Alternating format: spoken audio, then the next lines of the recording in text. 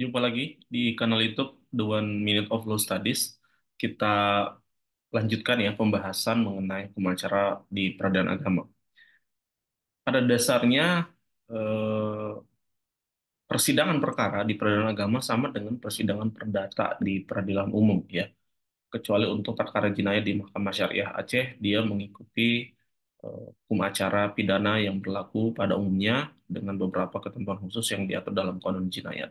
Nah, pada kesempatan kali ini kita akan bahas tentang alur sidang perkara di peradilan agama ya, yang akan kami sampaikan di sini adalah alur perkara pada umumnya.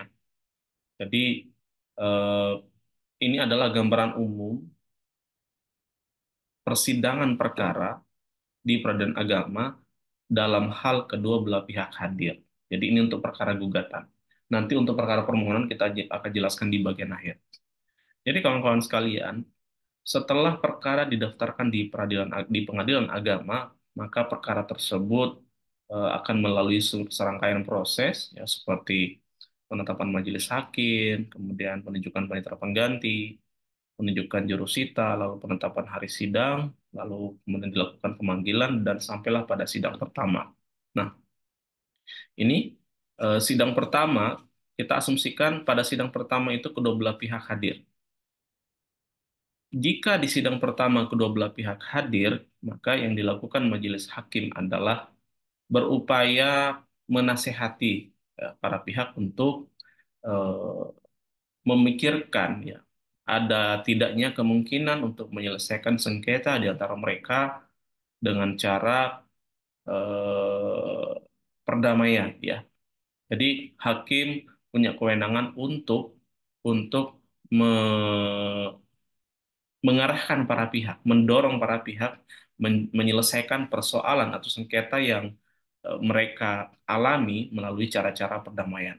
Nah, jika perdamaian tersebut tidak tercapai, ya, maka majelis hakim meminta atau memerintahkan kepada para pihak untuk melaksanakan mediasi.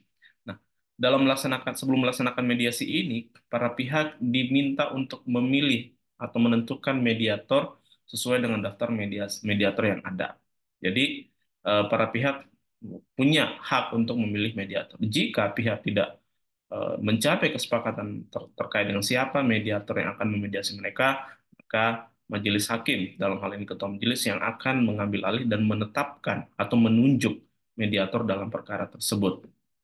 Nah, kewajiban mediasi ini gugur jika perkara tersebut termasuk dalam pengecualian dari perkara yang wajib mediasi, misalnya perkara pembatalan perkawinan atau perkara yang penyelesaiannya menjadi kewenangan pengadilan khusus seperti kepailitan ya di pengadilan niaga, lalu PKPU dan sebagainya.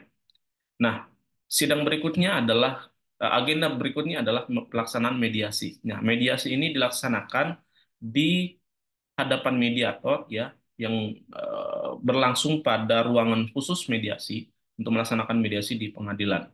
Jadi di sini mediator punya kewenangan untuk eh, apa istilahnya melaksanakan mediasi lebih dari satu kali sesuai dengan keperluan, sesuai dengan kebutuhan yang ada. Nah, tugas utama mediator adalah memfasilitasi para pihak supaya eh, mereka lebih terbuka pikirannya bahwa dalam perkara ini mereka sebenarnya bisa mengambil atau menempuh beberapa opsi di luar dari opsi penyelesaian secara litigasi. Nah, setelah mediasi dilaksanakan, ya eh, apapun hasilnya, mediator nanti akan melaporkan kepada majelis hakim. Nah, di sidang berikutnya, kita asumsikan mediasi ini tidak berhasil. Lalu persidangan masuk ke pokok perkara yang diawali dengan pembacaan gugatan. Gugatan ini dibacakan oleh penggugat sendiri atau kuasanya. Ya, dalam pembacaan gugatan ini, eh, penggugat bisa mengajukan kepada hakim, mengajukan permohonan kepada hakim untuk perubahan gugatan jika dirasa ada yang kurang dalam gugatan tersebut atau luput dicantumkan dalam surat gugatan sebelumnya. Terhadap eh, pengajuan untuk melakukan perubahan gugatan ini, majelis hakim memiliki kewenangan penuh untuk menentukan apakah perubahan tersebut dapat kabulkan atau tidak. Jika dikabulkan, maka perubahan tersebut dianggap menjadi bagian yang tidak terpisahkan dari gugatan yang diajukan penggugat. Lalu setelah pembacaan gugatan akan ada jawaban, ya, jawaban dari pihak tergugat. Jawaban tergugat ini dapat disampaikan secara lisan maupun tertulis, tetapi biasanya supaya pemeriksaan perkara lebih lancar dan tidak ada dalil-dalil dari tergugat yang eh, terlewat, maka jawaban disampaikan secara tertulis. Kecuali jika misalnya tergugat sama sekali tidak mampu atau tidak memahami bagaimana cara mengajukan jawaban secara tertulis, pengajuan jawabannya dapat dipandu oleh majelis hakim eh, melalui jawaban lisan, ya, dengan proses tanya jawab di dalam diatur di muka persidangan. Nah, dalam jawaban ini ada beberapa kemungkinan, ya. Ada beberapa kemungkinan hal yang disampaikan. Yang pertama adalah pengakuan, jadi tergugat mengakui gugatan penggugat baik seluruhnya maupun sebagian.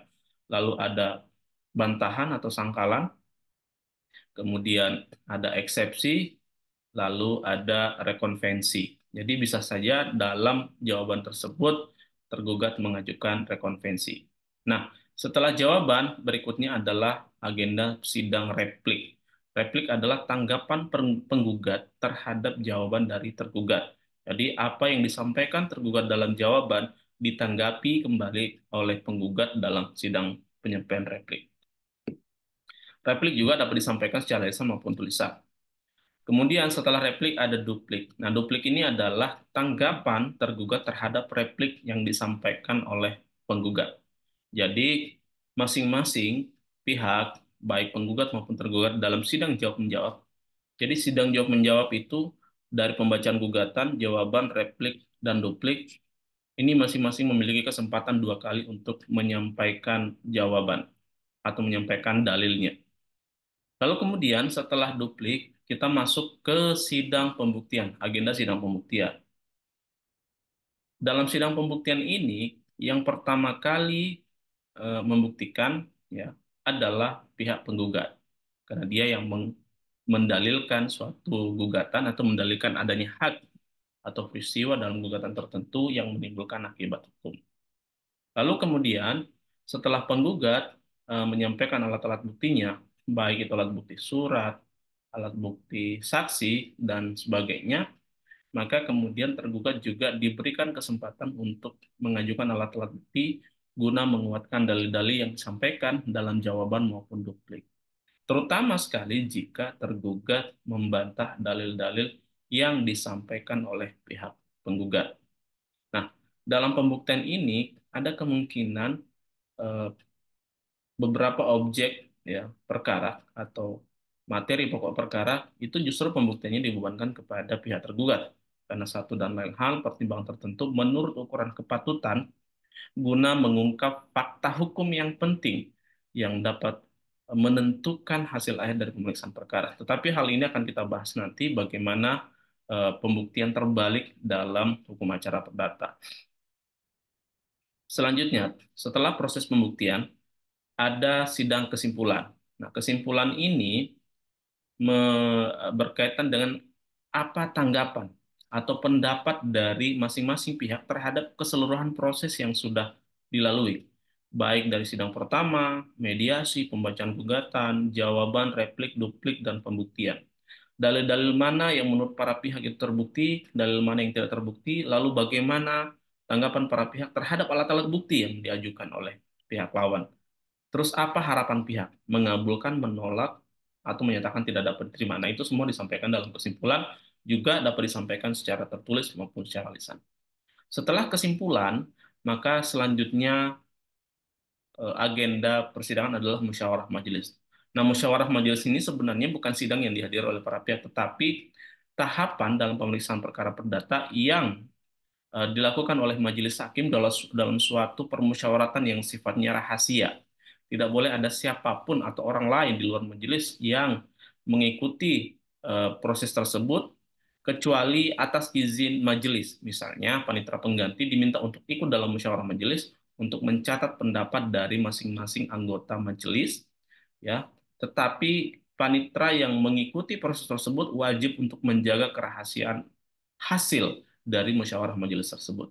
Nah, hasil musyawarah majelis inilah yang kemudian dituangkan dalam konsep putusan majelis hakim yang nantinya akan diucapkan dalam sidang pembacaan putusan yang dilakukan secara terbuka untuk umum. Nah, dalam pembacaan putusan ini, majelis hakim membacakan putusan secara lengkap dimulai dari kepala putusan hingga diktum putusan, ya. Eh, Lalu setelah pembacaan putusan itu, hakim akan memberikan penjelasan mengenai hak-hak hukum para pihak terkait putusan tersebut. Ya, para pihak dapat mengambil pilihan untuk menerima putusan atau mengajukan upaya hukum banding misalnya. Jadi ini secara singkat tahapan sidang perkara di pengadilan agama. Nah, perlu kita tekankan bahwa tahapan ini adalah gambaran umum, di mana dalam prakteknya mungkin ada beberapa tahapan tambahan atau tahapan yang tidak perlu dilalui dan sebagainya sesuai keadaan perkara. Misalnya, jika perkara tersebut diputus secara fair stake, maka tidak perlu ada agenda mediasi. Jadi, pada sidang pertama, tergugat tidak hadir, tanpa alasan yang jelas, kemudian dipanggil untuk sidang kedua, ya menurut kepatutan. Lalu pada sidang kedua tidak hadir, maka agenda berikutnya adalah pembacaan gugatan yang dilanjutkan dengan pembuktian. Kemudian ada kesimpulan dari pihak penggugat, musyawarah majelis hakim pada saat itu juga, dan pembacaan putusan. Nah, kemudian bagaimana dengan perkara permohonan misalnya? Dalam perkara permohonan juga tidak ada proses mediasi serta tidak ada proses jawab-menjawab. Sehingga dalam perkara permohonan tahapannya adalah sidang pertama yang diikuti dengan pembacaan permohonan, lalu kemudian ada pembuktian. Nah, setelah pembuktian ada kesimpulan dari pemohon atau para pemohon, lalu sidang diskurs dan majelis bermusyawarah, apakah pada saat itu mengambil kesimpulan atau tidak, itu bergantung pada pertimbangan majelis hakim. Setelah musyawarah majelis ini, lalu ada sidang pembacaan putusan. Pembacaan putusan bisa diucapkan pada hari itu juga, atau majelis hakim menunda sidang berikutnya jika majelis berpandangan bahwa perlu ada hal-hal yang dipertimbangkan lebih lanjut terkait dengan permohonan pemohon. Nah, setelah pembacaan putusan dalam perkara volunter ini atau permohonan ini, majelis hakim ya memberikan penjelasan kepada pemohon atau para pemohon mengenai haknya untuk menerima atau mengajukan upaya hukum. Nah, kalau permohonan misalnya, jika permohonan ditolak atau tidak putusan penetapan atas permohonan tidak sesuai dengan yang diharapkan pemohon, mereka dapat mengajukan kasasi menurut tenggang waktu yang telah ditentukan. Nah, kemudian, dalam pemeriksaan perkara kebendaan atau zahenreh hukum benda, seperti kalau di pengadilan agama itu perkara harta bersama, gonogini, gini, perkara gugatan waris atau perkara wakaf, ya, perkara wasiat yang objeknya adalah benda materi tertentu, atau perkara ekonomi syariah, ya, gugatan perbuatan melawan hukum atau prestasi ekonomi syariah, eh, maka eh, besar kemungkinan dalam dalam perkara tersebut ada permohonan sita, lalu kemudian ada agenda pemeriksaan setempat. Jadi dalam perkara-perkara tersebut misalnya, jika ada permohonan sita, maka yang pertama kali dilakukan ketua majelis adalah menjawab permohonan sita tersebut di dalam penetapan hari sidang. Kemungkinannya ada tiga. Pertama, mengabulkan permohonan sita ya bersama dengan penetapan hari sidang, atau menolak permohonan sita, atau yang ketiga menunda eh, eh, menangguhkan permohonan sita tersebut dan akan diputus atau akan diperiksa dalam pemeriksaan pokok perkara. Jadi ada tiga kemungkinan jika terdapat permohonan sita. Nah, sita itu diperiksanya di mana? Jadi sita itu diperiksa dalam suatu sidang insidentil, ya. Ada beberapa penerapan. Ada permohonan sita yang diperiksa dalam sidang insidentil sebelum pembacaan gugatan. Tetapi pada umumnya sita itu sidang insidentil ini dilaksanakan setelah agenda duplik. Jadi setelah sidang duplik ini, ya sebelum masuk pembuktian, majelis hakim melakukan pemeriksaan atau sidang insidental terkait dengan permohonan sita. Nah, penentuan kapan sidang insidental itu dilakukan itu bergantung pada pertimbangan majelis hakim. Biasanya pertimbangannya adalah kalau hakim sudah melihat ada kecenderungan kuat bahwa tergugat akan mengalihkan objek perkara, biasanya majelis hakim mengambil sikap untuk segera melaksanakan pemeriksaan sidang insidentil untuk memeriksa beralasan tidaknya permohonan sita tersebut dikabulkan atau tidak. Lalu kemudian eh, setelah pelaksanaan sita, ya, atau misalnya gini, tidak ada permintaan untuk penetapan sita. Kemudian setelah sidang pembuktian, majelis hakim berpandangan bahwa perlu ada pemeriksaan setempat. Nah, pemeriksaan setempat ini adalah eh, pemeriksaan yang dimaksudkan untuk meyakinkan hakim mengenai kondisi faktual dari objek perkara, misalnya tanah. Apakah benar batas-batasnya sesuai dengan yang ada di sertifikat, sesuai dengan yang ada dalam gugatan, lalu ukurannya seperti apa, ya, kemudian saat ini kepemilikannya dia bagaimana, apakah teralihkan atau tetap ya, sesuai dengan yang tercantum dalam sertifikat tersebut. Nah, pemeriksaan setempat ini juga beragam. Ada yang dilakukan setelah sidang pembuktian, ada yang dilakukan sebelum pembacaan gugatan, ada yang dilakukan eh, dalam proses jawab menjawab, apakah di jawaban, di replik atau setelah duplik, itu bergantung pada penilaian majelis hakim, ya, tergantung kapan pemeriksaan setempat itu dianggap urgent untuk dilaksanakan. Dalam perkembangannya, pemeriksaan setempat juga bisa dilakukan dalam tahapan mediasi. Jadi ketika misalnya para pihak hampir mencapai suatu kesepakatan dan mediator menganggap perlu untuk memastikan ya keadaan objek yang akan disepakati dalam perdamaian tersebut, maka mediator berwenang untuk memerintahkan pelaksanaan eh, pemeriksaan setempat terhadap objek tersebut. Jadi di sini yang ditekankan adalah kebijaksanaan hakim dalam menentukan kapan pemeriksaan setempat itu dilaksanakan. Jadi, kawan-kawan sekalian, dari pola umum tadi ini ada kemungkinan peletakan sita, sidang insidental peletakan sita, ada kemungkinan sidang pemeriksaan setempat. Nah, hal lainnya misalnya jika ada eksepsi kewenangan relatif, ya, atau eksepsi kewenangan mengadili, maka eksepsi mengenai kewenangan tersebut harus diputus terlebih dahulu. Jadi, jika ada eksepsi kewenangan atau eksepsi kewenangan baik relatif maupun absolut, biasanya sidang insidentif dilaksanakan setelah duplik dan sebelum pembuktian. Jadi sebelum masuk ke pemeriksaan pembuktian pokok perkara, eksepsi kewenangan ini harus diputus terlebih dahulu. Kenapa? Karena dengan diputusnya eksepsi kewenangan, pengadilan eh, memiliki gambaran yang jelas. Kalau memang ini kewenangan pengadilan, baik secara absolut maupun relatif, maka kita bisa melanjutkan ke pembuktian pokok perkara.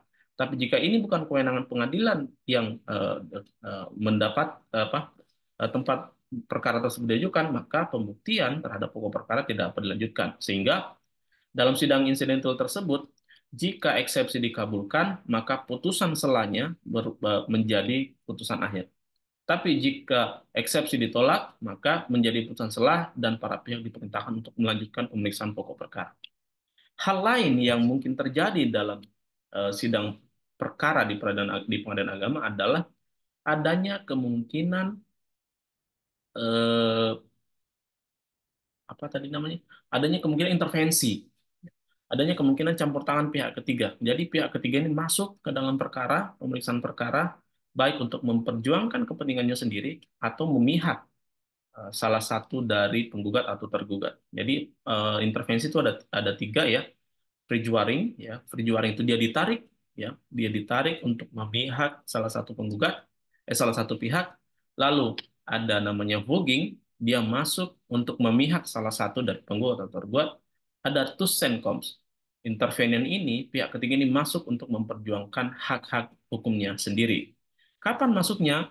Bisa di berbagai tahapan, di pembacaan gugatan, di jawaban, replik, duplik, bahkan pada saat sidang pembuktian juga bisa jadi pihak ketiga itu masuk untuk memperjuangkan hak-haknya atau memihak salah satu pihak dari penggugat maupun tergugat. Nah, jika hal terjadi seperti ini, maka dilakukan sidang insidentil untuk menentukan apakah permohonan intervensi tersebut beralasan atau tidak. Jika dikabulkan, maka pihak menjadi tiga, ada penggugat, ada tergugat, dan ada intervenian.